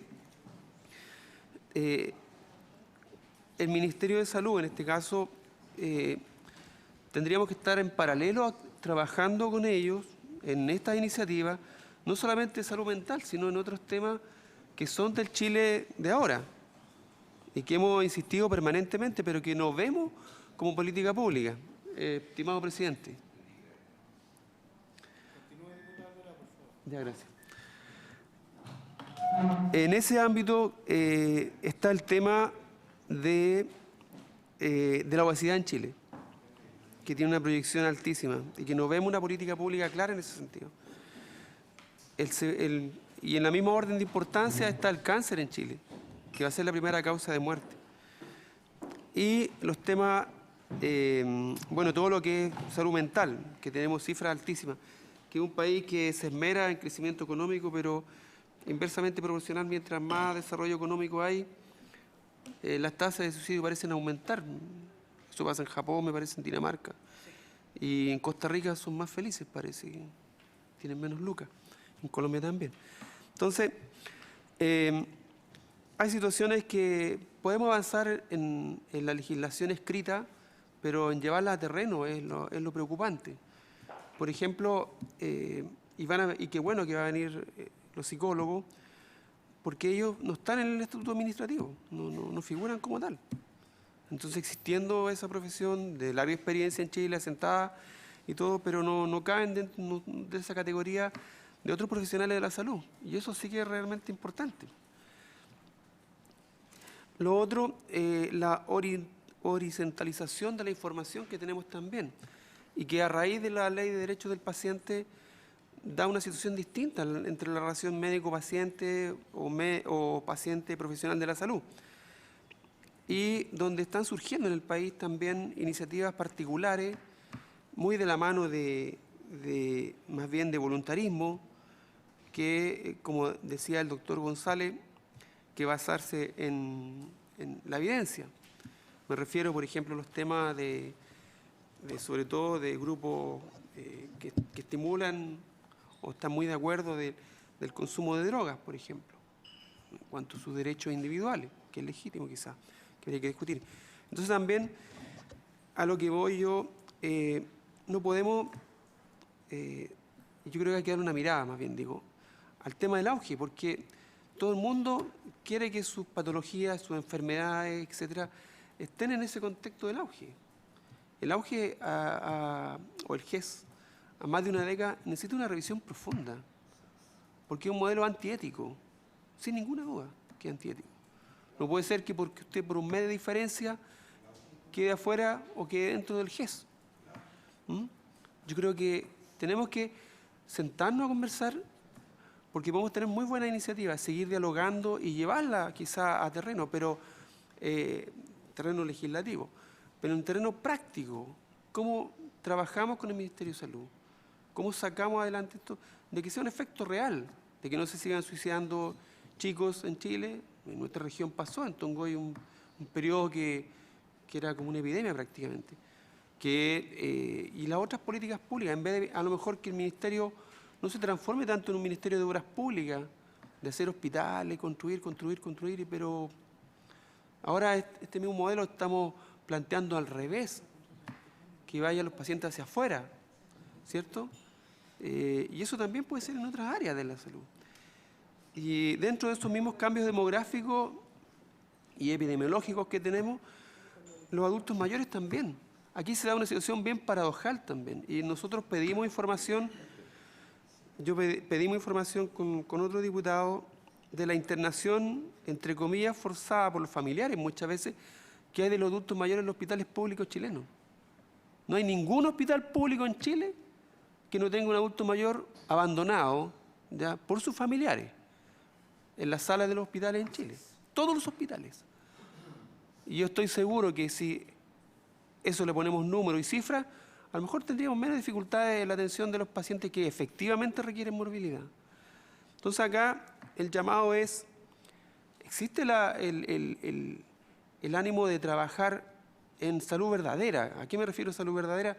En salud del siglo XX, de las patologías, de las enfermedades que tenemos actualmente. Ya no tenemos la tifoidea, no tenemos el cólera, pero tenemos estas otras cosas. O nos dedicamos a construir y con todas las peleas que significa política, de que para aquí, para allá, que un hospital más, un hospital menos, pero ¿con qué norte, con qué sentido, con qué visión?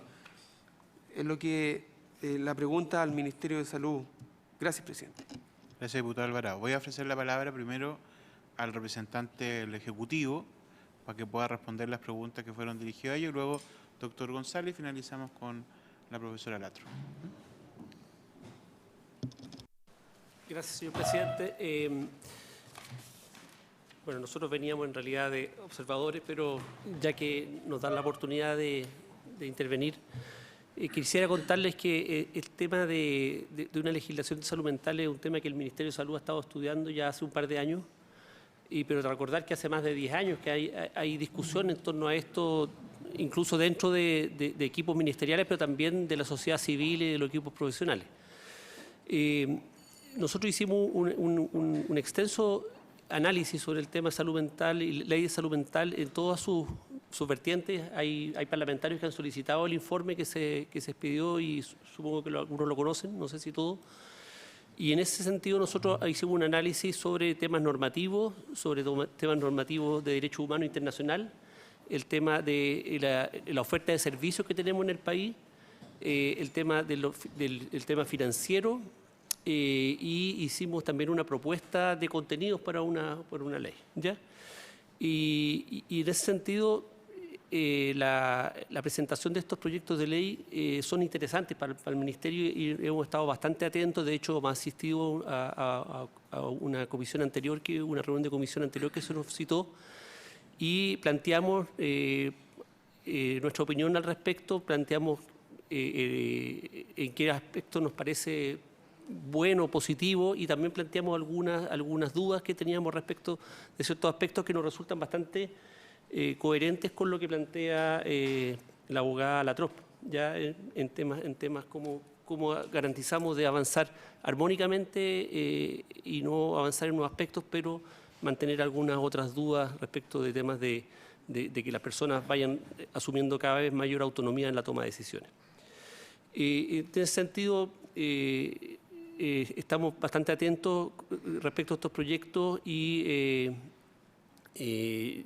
no hay una decisión tomada definitivamente. Yo vengo en representación del Departamento de Salud Mental, pero no de la Ministra de Salud en este sentido, pero estamos analizando la posibilidad de sumarnos al proyecto que se presenta, ¿ya?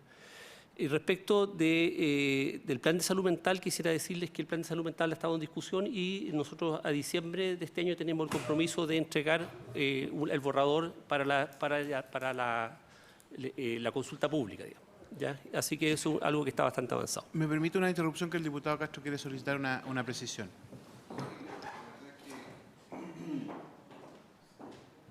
Nosotros presentamos este proyecto hace 9 meses atrás. Entonces, yo, presidente, yo conozco a Mauricio, le tengo un gran cariño, yo sé que le tocó circunstancialmente hoy día estar acá, venía, como él lo dice, por oyente, pero a mí me gustaría que el día que el Ministerio de Salud decida patrocinar este proyecto nos avise, porque ese día lo podemos seguir tramitando. Porque si no, esto es un juego de buenas intenciones. Al gobierno le quedan 14 meses de gobierno. Tiene planes, tiene problemas graves que resolver. Yo no creo que este proyecto cueste tanto, pero yo pido que haya voluntad política, pues, presidente. Si todos aquí decimos estamos de acuerdo, bueno, entonces, ¿dónde el Ministerio de Salud dice ya, hagamos ley de salud mental? Pero que lo diga. Esto no tiene que ver con, reitero, Mauricio Gómez o el abogado, esto tiene que ver con las máximas autoridades. Porque si no, presidente, vamos a seguir aquí en un eterno diálogo retórico de buenas intenciones, pero no de legislar para la gente que hoy día requiere salud mental de verdad. Este proyecto lo compartimos, pero voluntad política. ¿Dónde está la voluntad política, presidente? Gracias, diputado Castro. ¿Puede continuar nomás con su... Ya. Han habido otras consultas respecto de los compromisos en términos para el tema de depresión y suicidio. Quisiera decirles que durante este año se ha trabajado intensamente, básicamente en torno a la situación de Sename, y el Ministerio de Salud ha logrado aumentar significativamente el número de camas de servicios de psiquiatría infantil en el país. Hoy día estamos terminando el año con 180 camas distribuidas en el territorio. El próximo año terminaremos con 200 camas a mediados de año. ¿Ya? Venimos de una realidad en que hace 10 años habían solo 17 camas en todo el país, ¿ya? En ese sentido ha habido un incremento importante de recursos para la hospitalización y se ha instalado ya en el Ministerio un compromiso de que todos los nuevos hospitales deben tener servicios de psiquiatría infantil para adultos y para niños y adolescentes. En ese sentido tenemos un importante... Ahora, respecto del tema de la ley que se está discutiendo y lo que nos decían respecto de las altas tasas de enfermedad mental que presentamos en el país, yo creo que hay que hacer una precisión bien importante, es que la única manera de influir sobre la prevalencia de enfermedades mentales no es solo con la oferta de servicios, sino que también con las políticas globales, intersectoriales y la política pública general del país, ¿ya? Porque las enfermedades mentales se producen, como lo decía la presentación de la Universidad Católica, a través de los determinantes sociales de la salud que están determinados por el conjunto del accionar del Estado en todos los componentes, ¿ya? Trabajo, vivienda, educación, obras públicas, medio ambiente, ¿ya?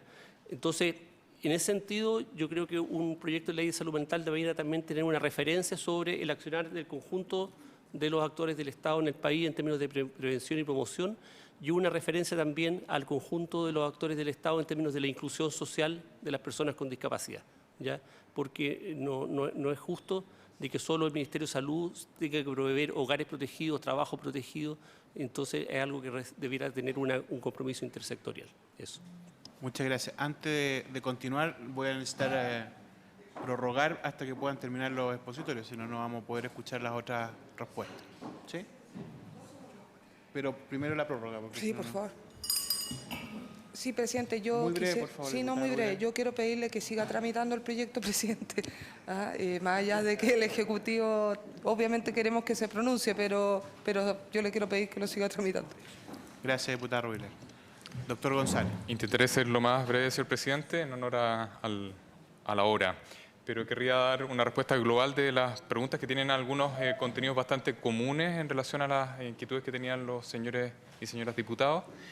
Me parece lo primero que aquí tenemos un riesgo de una pequeña confusión, si me permite, señor presidente, que es que queramos abordar a través de este proyecto todo lo que está sucediendo en relación a la deuda que tenemos con nuestros pacientes mentales y probablemente la deuda de Chile con esta población que es tan tremendamente vulnerable.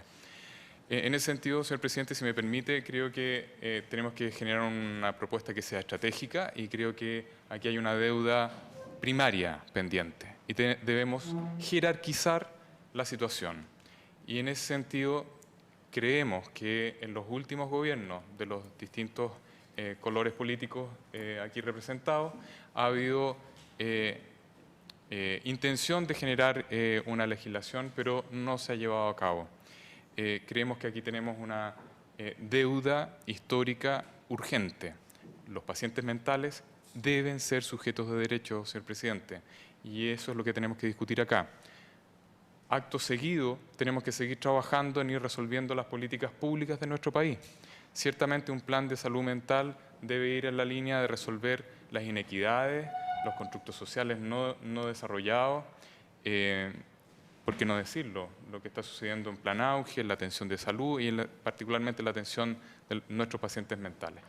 Pero creo, señor presidente, que si no damos un paso firme y decidido, y en ese sentido estoy tremendamente agradecido nuevamente del apoyo parlamentario y la adhesión de este importante grupo parlamentario de sacar este proyecto adelante, vamos a seguir dejando esto en lo mismo que ha estado en los últimos años, décadas, señor presidente, en nada.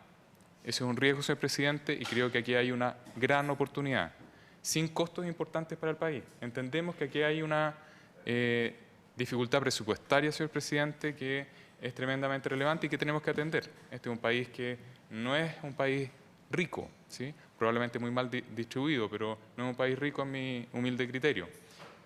Pero lo que no puede suceder, señor presidente, es que las cosas que sí podemos hacer y que están a nuestro alcance realizar, no las hagamos y sigamos dejando desprotegidos a los más vulnerables. Eso quería decir, señor presidente, y espero dar respuesta con esto. Muchas gracias, doctor González. Finalmente, profesora Latrop. Presidente, puede ser que nos respondan por escrito las preguntas generales. Yo entiendo, por eso hice la diferenciación de lo global y el proyecto en particular, pero lo general sí nos pueden hacer llegar igual información. Sí, muchas gracias. Profesora. Muchas gracias, señor presidente. En cuanto a la pregunta del diputado Juan Luis Castro, en cuanto a si es suficiente una modificación de la legislación actual, es necesaria la modificación de la normativa actual, alrededor de 3 o 4 leyes y sus respectivos reglamentos, pero aún así es insuficiente porque en estricto rigor no existe hoy en día una normativa adecuada sobre esta materia. Es decir, la legislación que hay es insuficiente y además presenta vacíos. Por lo tanto, no basta con modificar la 20.584, que alude, por cierto, al Código Sanitario, que es del año 68, etcétera. O sea, contestando así lisa y llanamente la pregunta, no sería suficiente. En cuanto a las preguntas del diputado Espejo sobre el control y revisión de la internación, los estándares internacionales hablan de instancias judiciales o semijudiciales, entendiendo por estas últimas una intervención primeramente administrativa, pero con un fuerte control judicial. Y eso es lo que nosotros hoy día no tenemos. La intervención administrativa es feble y considerando, yo creo, las características de la cultura jurídica chilena, de entregarles los conflictos que acarrea la restricción de derechos al juez, esa es la línea que hay que seguir. Yo creo que hay que empoderar, hay que darle competencia a la autoridad judicial con un procedimiento pertinente para ello. En cuanto a la capacidad legal y la competencia, si uno quisiera adecuar la normativa chilena, civil y reglamentaria, a nivel de ley civil y reglamentaria, uno tendría que hacer un barrido completo del ordenamiento jurídico y hay al menos, a riesgo de ser baja en la cifra, una decena o quincena de normas básicas que hay que modificar. Por ejemplo, el Código Civil en 1447 todavía habla de los incapaces absolutos refiriéndose al demente. Entonces, como todas esas empresas de modificaciones, esos desafíos que, por cierto, hay que asumir, son muy grandes porque cuesta modificar el Código Civil en Chile, en general los propios académicos se resisten a ello, yo decía que si bien es necesaria una legislación integral, sobre salud mental, como este es un desafío mucho más urgente, hay que abordarlo con una legislación específica y detallada.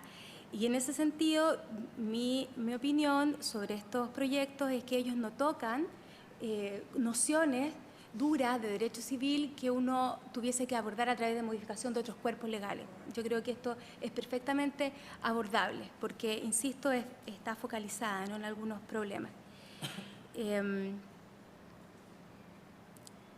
Ahora, en cuanto a la competencia es un concepto que ha desarrollado más bien del ámbito médico, lamentablemente del punto de vista del derecho. La competencia está asociada a un elemento específico de la prestación del consentimiento, que es comprender la información adecuadamente. Y desde el propio ámbito médico se ha dicho que técnicamente una persona solo puede ser declarada incompetente con la intervención de un tribunal de justicia. Lo que yo creo en específico que debiera ser el proyecto es, sin riesgo, insisto, de no afectar otros cuerpos legales, definir lo que es la competencia. Como no es un concepto que esté definido legalmente, hay otra ley especial que efectivamente lo puede hacer. Y cuando habla de presumir la capacidad, referir también que presume la competencia. Entender que ambas cuestiones son las que se presumen. A eso me refería yo con la crítica al artículo 4, si no me equivoco. En cuanto a las preguntas de la diputada Rubilar, de la legislación comparada, existe ya un estudio que es del 2015 sobre las legislaciones comparadas más modernas de la materia. Por ejemplo, la ley de Brasil, que es del 2001, es sobre salud mental, o sea, es más amplia que esto. En general, las restricciones a este tipo de derechos asociados a la libertad y la seguridad personal de los sujetos están en normativas civiles. Por ejemplo, el Código Civil argentino, que es muy reciente, lo regula en el Código Civil, porque está asociado a figuras de incapacitación, ¿ya? Pero esta ley brasileña, por ejemplo, se refiere a la internación voluntaria y forzosa en esta ley específica, que es sobre salud mental. En Perú, en el año 2012, ocurre lo mismo. Bueno, la ley argentina que ya la comenté, y si no me equivoco también está la legislación colombiana. Sí. Y este es un estudio que está, bueno, si no está disponible en la web, en realidad no lo sé, yo me lo conseguí, creo que Mauricio me lo mandó, pero lo puedo también hacer llegar a la comisión. En cuanto a la discapacidad intelectual, diputada, a través de su intermedio, señor presidente, la discapacidad intelectual es algo mucho más amplio que la discapacidad psiquiátrica, que es generalmente con la que se han abordado, desde la óptica con la cual se han abordado estos temas. O sea, no hay una discapacidad psiquiátrica, hay una discapacidad intelectual que tiene que ver con comprender determinadas situaciones, no con estar enfermo, tener un trastorno o tener una discapacidad psiquiátrica, que es distinta. La discapacidad intelectual, a nuestro juicio, y así lo hemos desarrollado con la Fundación y el Centro de Sistemas Públicos, es que es más omnicomprensiva y es entonces un concepto más adecuado, por eso que yo recomendaba incluirlo. Y cuando me refería a la regulación de las hipótesis de excepción, es porque evidentemente que todas las personas son capaces y competentes. Si bien existen ciertas situaciones que ameritan hacer una excepción a esta presunción en general, las hipótesis de excepción tienen que estar muy bien detalladas. A eso me refería, no sé si me explico. Por ejemplo, si hay una persona que está en una situación de obnubilación de sus sentidos, ¿ya? ¿Cómo vamos a abordar ese tipo de situación sin dejar fuera otras situaciones, ¿no? Entonces, por ejemplo, la ley actualmente, la 20.584, contiene allí conceptos que están, entre comillas, pasados de moda, ¿no? Entonces, hay que buscar, no me atrevería ahora a hacer una propuesta, pero hay varias en la literatura especializada, una definición de competencia y hipótesis que hacen excepción a la presunción de ella, que satisfaga estándares internacionales y que ocupe elementos técnicos más modernos. Muchas gracias. Bien, muchas gracias entonces a cada uno de los invitados. No sé si usted quiere alguna cosa más, ¿no? Por favor, para poder cerrar. Sí, yo creo que existe una dificultad cierta de poder discriminar entre en qué consiste un plan de salud mental y una ley de salud mental. Y esa es una distinción que es difícil de hacer porque una es sinérgica con la otra. Yo creo que hay que entender la ley como como una columna vertebral en la que se puede desarrollar el plan, ¿cierto? Entonces, aspectos presupuestarios, aspectos que tienen que ver con la prevalencia de la enfermedad se entienden mejor y se manejan mejor en el plan propiamente tal. Y esta legislación más bien pretende dar una señal muy concreta acerca de cuáles son los derechos de los pacientes, pero estos pacientes específicamente, ¿cierto?, que requieren un lenguaje además jurídico que es distinto al resto de los pacientes y que de alguna manera va a permitir poner al paciente con trastornos psiquiátricos graves como sujeto de derecho y ahí empezar a construir, por lo tanto, cómo es la relación entre esa legislación con un plan de salud mental, ¿cierto? Yo quería hacer esa distinción porque esa distinción no es fácil ni siquiera para los que estamos trabajando en cómo generar esta ley, porque hay mucha confusión acerca de qué le compete a un aspecto y qué le compete al otro. Y me parece muy relevante la pregunta que usted formula en el sentido de que hay que avanzar y nosotros tenemos que avanzar en dar una respuesta más clara acerca de cómo hacer esa distinción y ver cómo es la sinergia entre estas dos. Porque si planteamos la ley, esta que estamos tratando de promover, como un plan de salud mental, que se requiere una coordinación intersectorial gigantesca, yo creo que nos vamos a agarrar la ola nomás y no vamos a poder capearla, ¿cierto? Entonces la propuesta nuestra es más bien avanzar en esta columna vertebral, ¿cierto?, que genere un lenguaje específico que nos permita avanzar en esto otro que es mucho más difícil de concretar y que requiere además un presupuesto gigantesco. Echar a andar un plan de salud mental como la gente requiere una inversión muy importante, no solo en infraestructura, sino que en formación de gente, en recursos de investigación. En Chile hay muy poca investigación de salud mental que nos pueda informar en términos concretos de cuáles son las intervenciones que tenemos que hacer a nivel local. Entonces, eso lo veo yo como avanzar casi en un plan imposible en los próximos meses. Lo otro, sin embargo, la columna vertebral, me parece que está aquí al alcance de la mano y podríamos avanzar en eso. Bien, muchísimas gracias entonces a todos nuestros invitados por su participación y quienes quieran después de que continúe seguir invitados a participar, a observar el debate, serán muy bienvenidos. Por haberse cumplido el objeto de la sesión, se levanta.